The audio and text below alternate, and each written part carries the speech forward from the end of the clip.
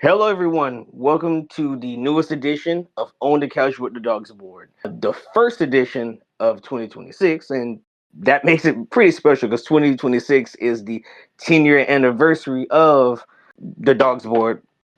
I would like to thank everyone for listening to this, and I hope everyone enjoys it. But we have a special guest today. This is our third interview period we've done with one of our guests, and this is a very special guest. Quite a bit has happened in his life professionally since we did our last interview. Today we have Master Colby Nelson himself, but I will let him introduce himself the way he would like to. It's a pleasure to be here as always. Um, my name is Nelson, and I'm martial arts instructor here in Jacksonville, Florida. I own the school called Colby's Karate Arts in Ocean Way, and we've been open for about 6 months now. So basically, we're out here and we're making a difference now in the Ocean Way community as opposed to the Riverside community now. Excellent, Master Nelson. So, even though your physical school has been open for, like you said, about 6 months now, but your teaching and also Kobe's Karate Arts, formerly known as Kobe's Karate Club, has a much longer history than that. But do you mind just briefly running through that for, let's say, this is people's first time hearing an interview from you? Oh, absolutely. So, yeah, you're correct. Before we were Colby's Karate Arts, we were formerly known as Colby's Karate Club. And that started as far back as 2018. And that actually started over in Lonnie Miller Park, which is in the north side area um, very heavily, as a matter of fact. That's more of what you might consider urban core. And that started in 2018, as a matter of fact. Um, I started that when I was a brown belt, actually, which your listeners can definitely refer to our previous interview for more storyline on that. But so after we left Lonnie Miller Park, we actually ended up moving to Riverside, and we were doing it in Riverside Park. And at that point, we we changed our name to Colby's Karate Club because we weren't necessarily on the north side anymore. And we had been there for about 4 years in Riverside, okay, and we had been in Lonnie Miller Park for two. So it's been going behind the scenes, you could say, for quite some time. Um, without having a physical location in a sense of a storefront. So, what has been some of the challenges that you've had to go through to get your physical location? I've known you for a long time, and I know about a lot of the chronicles that you've had to go through. Absolutely. Well, the number one challenge, and I'm sure a lot of small business owners are facing this, is that here in Florida, the price of commercial property has gone up so much. It is just almost insane. Just how much everything has kind of skyrocketed into the realm of absurdity. For commercial prices and commercial properties anywhere. That being said, I've been trying to get to this point where we're at for the last 5 years. Where when we were in Riverside, I had been looking for locations, and the realtors there and the property owners were out of their minds. 1,900 square foot building, totally gutted. And I won't say the company that owns this location, but it's right there on the corner of Oak and Stockton. And I approached the, property owner, and they said, well, we'll have to get it for 15,000 to get started. $15,000 for a 1,900 square foot building. So that just right away gives you the idea of where a lot of these realtors and these property owners are standing with what they're going to ask for. So that was the number one roadblock, is just having the capital to even be able to move forward into a place like this. The next big one was just simply having students that would stay long enough to where you could say, all right, you're going to be basically a loyal student who we know you're going to stay and you're going to travel with us to whatever location we open up with. You have to have the student body to do this. Or in the case of just any business, you have to have customers, you know. And you know, a lot of times you get people, they might last 11 months, 12 months, 24 if you're really, really lucky and you leave an impression on them, you know. But for the most part, that was a big struggle too, is just having enough people that were loyal, which we have now, but at the time it wasn't always the case. And I'd say that the last and final challenge, simply in terms of getting everything open once we found the location, was just a lot of the city ordinances, as you might say, here in Florida. There's a lot of things that don't make a lot of sense that you have to have these days, and they just can take up months and months of your time getting them all squared away and approved.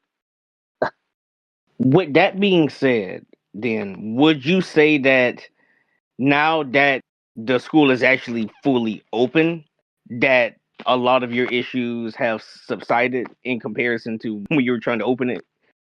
And absolutely, you know, a lot of those problems and those things that were vexing us when we were trying to open are gone. And now that the doors are open and we're able to operate, most definitely a lot of those problems have ceased.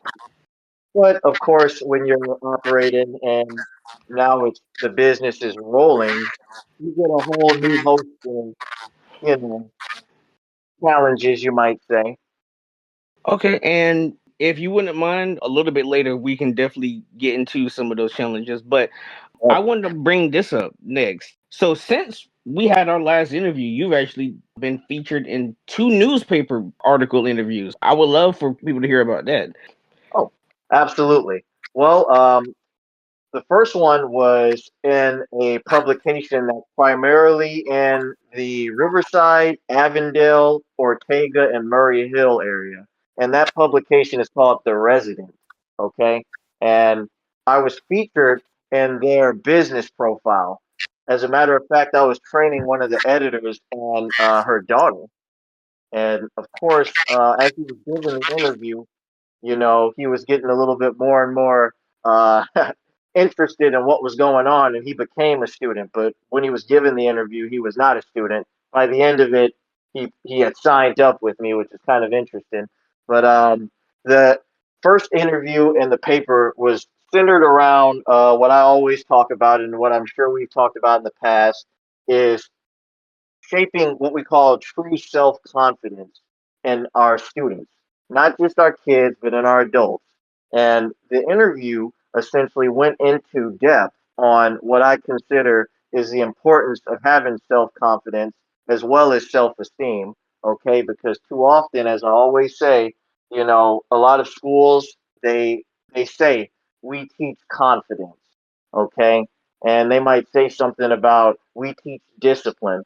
Well, really, you can't teach those things because what they are really trying to get the student to accomplish is self confidence, self discipline, okay, which comes from within. We can instill it into you, but if you don't act on it yourself, then it's worthless. And the center of the interview, the centerpiece of the interview was me outlining the difference between what's called self confidence and what's called self esteem. To us, confidence is the ability to demonstrate your skills with eagerness and excitement. So, in other words, you're going to be um, very much eager to show your skills, and you won't have any fear or intimidation to show your skills, whether that's speaking in front of a group of people, whether that's playing an instrument in front of a group of people, whether that's doing anything and in a live audience, you might say, or in a situation where you must stand up for yourself. Having confidence is when you enter into those situations with eagerness, bravery, courage. And the difference then became self esteem is how we feel about ourselves. And of course, when you're confident in something, then you'll start to feel good about your skills, and you then in turn will develop positive self esteem. Self esteem is how we feel about ourselves. And that's the order that those those characteristics come in. First is self confidence. and finally next is self-esteem, how you feel about yourself. So that was the center point of our first interview. And the second interview was a little bit more about what I've done in terms of the arts.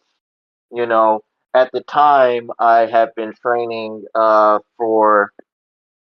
I've been teaching at Riverside Presbyterian Day School, and they wanted to know a little bit more about what was going on with our kids there, you know, and what I was doing for them. So it was a good interview overall. You know, at that time, I had just had a couple students uh, come back from the U.S. Open, which is probably the biggest karate tournament here in the United States. It happens every year in Orlando, and I had about four students, and all of them placed either first or second. You know, so they were the center point of that interview as well. The interviews there in the paper, in the paper both times. That is excellent. Are those available online in any way? As far as I know, I'm not sure. They should be though. But the publication is called the Resident newspaper. That's excellent. Well, Kobe, if you ever have any pictures of those articles, I know people would love to see them. Oh, absolutely. I've got the pic. I've got them hanging up on the wall in the dojo. Excellent. So, but again, hopefully one day, not just in terms of a local magazine, hey, let's say the Florida Times Union, let's say beyond that, Times Magazine and Black Belt Magazine. Right? Yeah. I don't see why not. I don't see why not. Yeah. It, it's possible. Yes, sir. So, and I know definitely your friends and also your students and family would love to see that as well. But I want to also bring this up, Kobe. For those who follow the Dogs Board, not just our interviews, but our other content, people know that started a few years ago, I started releasing a lot more videos, but more specifically video shorts for various reasons. But the main series that I do for the shorts are Black History Fun Facts, where I feature different real and sometimes fictional black figures when it comes to different facts. So for Master Nelson here last year, I did a short video on him, a Black History Fun Facts edition on him. Now, what made that so different is that I've never did it on a person who we've interviewed, and I wanted to do that to give honor to people who we've interviewed. So, Master Nelson at this point has been the only person and the first person that we've did that for, but I hopefully plan on doing more on people who we've interviewed in the future. But with that being said, what did you think about it, Master Nelson? Oh, I loved it, and I was very honored. That that you put the time in to actually make that short. Because it gives everybody all the information that they really would need to know about myself, and it was very interesting because I've seen so many of your other shorts. And I just felt honored to be, featured in that way. Because we have a saying. Our Grandmaster, Master Williams, actually says this. He says, "Your history is your truth." And he says that if you're lucky, then someone else will document it for you and tell the truth, you know? So, in so many ways, you've actually done that, you know? And I'm just very, very grateful for that, very, very honored. Thank you, Master Nelson. Like you said about history is the truth, and that's the thing with the truth is that part of the reason why the world is where it is because a lot of people don't know the truth. I'm glad that I was able to at least try to bring some new eyes and ears to you and what you do. And to add to that, yes, a lot of your facts and feats are actually documented, so it can easily be proven for anyone listen. But I want to also go back as well to we're talking about challenges. As you know, your interview, your second interview, the last one you and I did, is still by length the longest interview we have ever done. The main point of that interview was you telling your story about the challenges and struggle to gain your black belt, Right. which For anyone who has not heard that, I recommend for you to start with our first interview, but that one in particular, the second interview, will be a lot more related to this interview in a way, just because of this question partially. The challenges that you've had over the Mhm. around half a year that you've had your physical location open, like what have they been? Because I know a lot of people, business owners, Mhm. anyone who wants a brick and mortar business. I've interviewed someone that have had a brick and mortar business in the past, the award-winning chef Jamila Muhammad. So, what has been your struggles that you've had concerning having a brick and mortar dojo? Yes. Well, the number one thing, and the number one thing that'll give anyone who owns a business anxiety is your first 4 months, I'd say. Sometimes six, but we just started to get on the upswing. But the first 4 months, I would say, were the hardest because the challenge was this, and I'm sure you know this, Doc.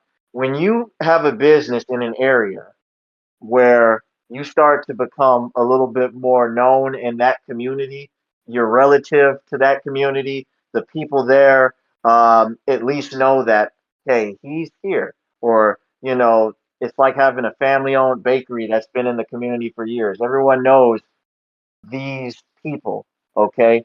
Well, imagine that bakery gets moved on the other side of town. Okay. And this entirely new community does not even know that you exist. They don't know about you. They don't know about what you're famous for. They don't know about the quality and all of the things you've got to offer. That was the biggest challenge, is just coming into Ocean Way without having really any other context other than a select few people, of which there were only two. We were already at a disadvantage when we first moved over to here.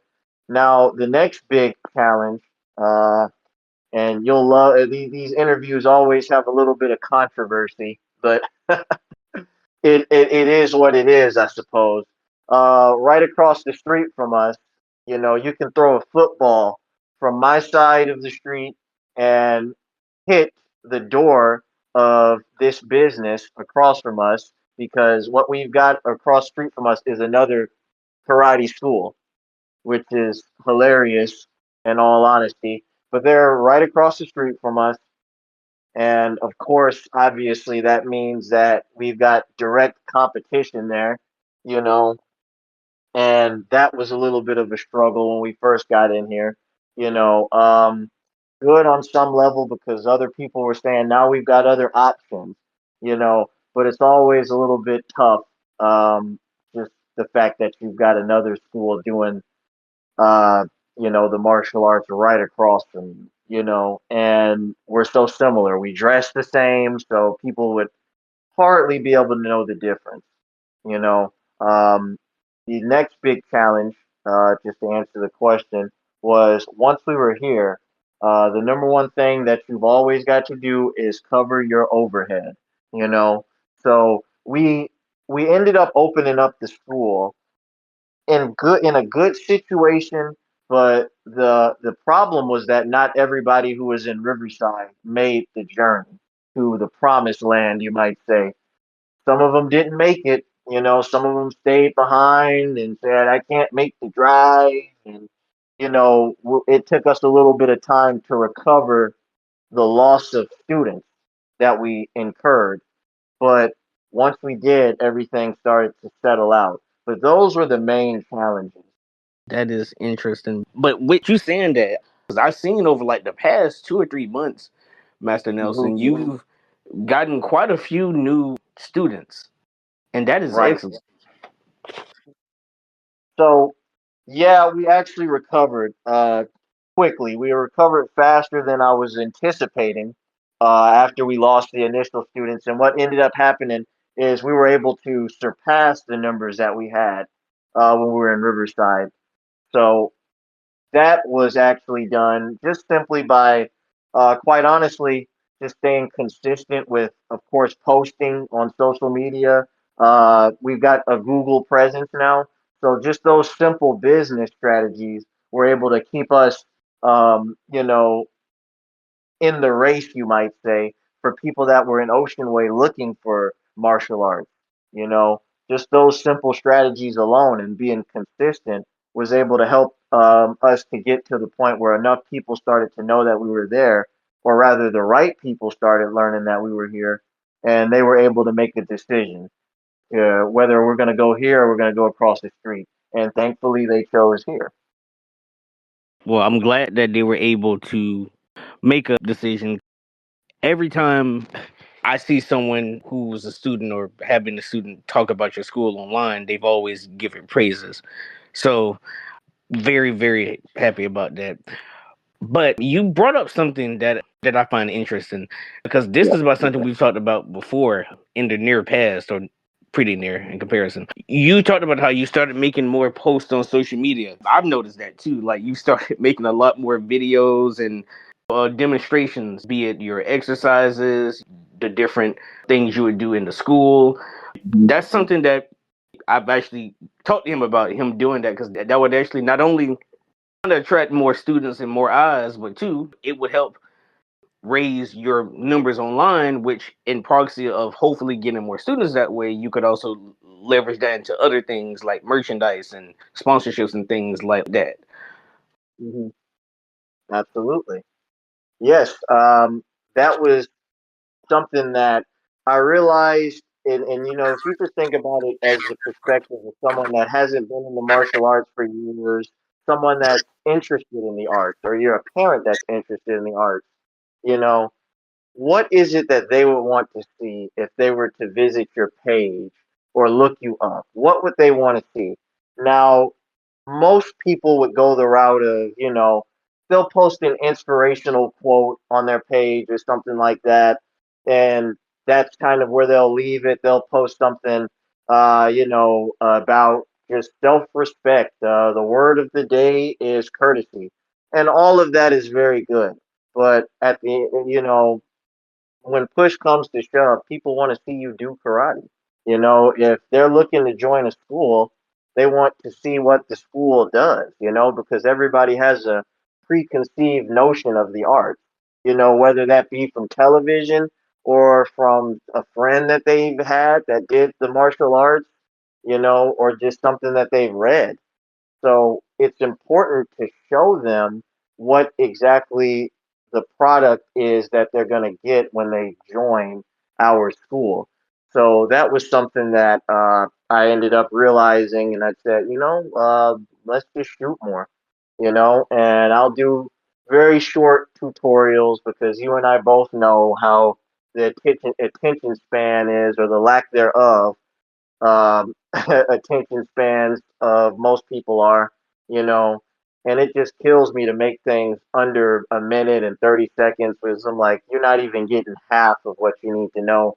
But nonetheless, I do it and people appreciate it. And a lot of times, what I put out, not to brag or anything, but most other schools that are in town aren't really posting those sorts of things.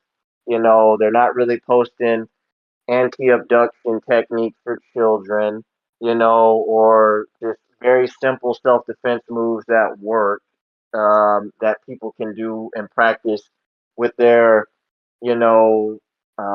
wives or husbands or brother or sister, you know.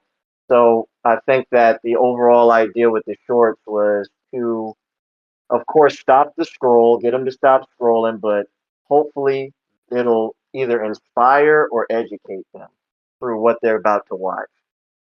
Well, I'm glad that you were able to do that for those people. A picture says 1,000 words, but a video can say 1 billion words. I always try to ask questions concerning how the people around us view things we do. And how has your family and closer friends, let's say, responded to you finally opening up your school? A lot of times, when people see it, they say, wow, this is exactly the way you said it was going to be, and I think that it's interesting because they're surprised that it's actually real, you know. And what that means is that a lot of times when somebody says they're going to do something, a lot of it is pipe dreaming, you know.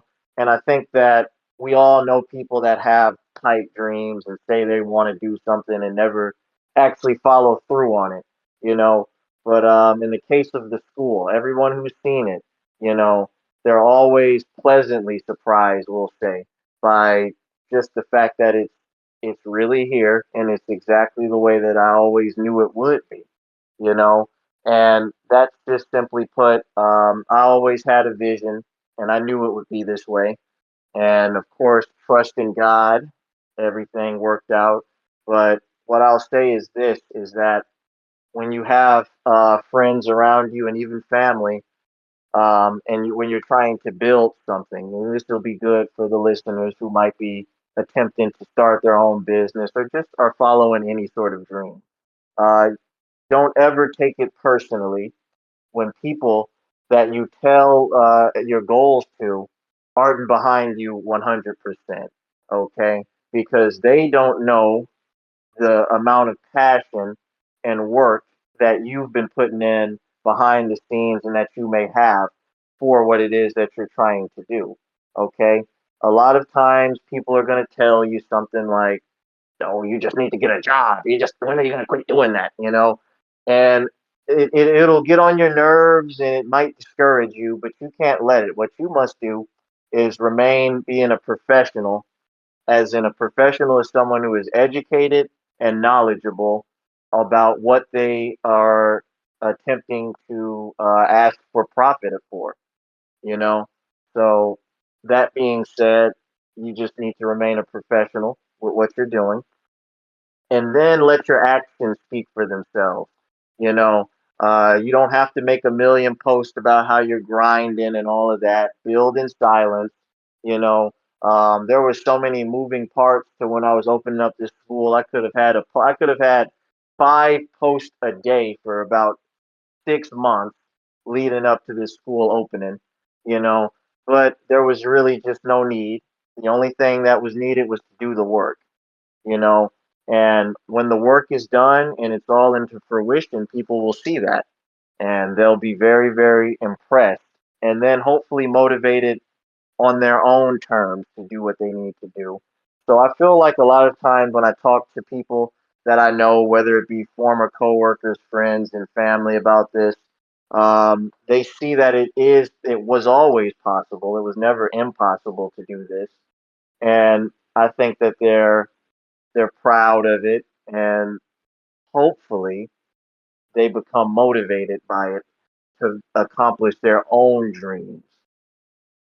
That is very well put. I definitely know that type of discussion, let's say, makes me think of things in a different way when it comes to how people perceive. Because Kobe, me, you have talked so many times over the years about things, and I'm very proud of you and happy for you because you've worked so hard to achieve this.